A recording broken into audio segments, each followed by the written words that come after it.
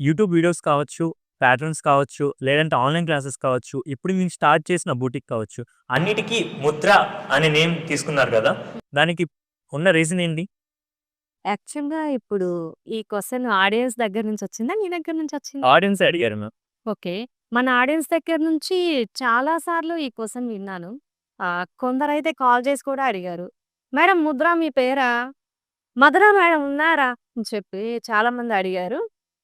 దీనికి రీజన్ ఏంటి అంటే మా మా ఫ్యామిలీ లైఫ్ జర్నీ స్టార్ట్ అయినప్పటి నుంచి మా హస్బెండ్ చాలా సార్లు చెప్తుంటారు.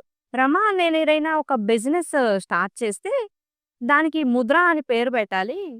ఆహ్, ఎందుకు అంటే మనము జనాల మనసులో చెరగని ముద్ర వేయాలి" అని చెప్పి.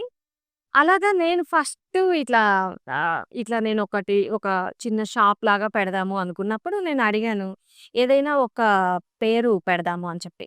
రమా ముద్ర పెడదామా అన్నారు. నీ ఇష్టం పేరేదైనా ఓకే. పెట్టేసేయి అని చెప్పాను. అలా స్టార్ట్ అయింది. ఫస్టు అంటే నేను చిన్నగా స్టార్ట్ చేసుకున్న షాప్ ఏదైతే ఉందో దానికి ముద్ర అని పెట్టాము. మేము ఏదైతే అనుకోని అక్కడ ముద్ర అని పెట్టామో అది మనం స్టార్ట్ చేసిన ఫస్ట్ నుంచి కూడా జనాల మనసులో అదే ముద్ర పడిపోయింది. అలా ముద్రనే ముందుకొస్తుంది.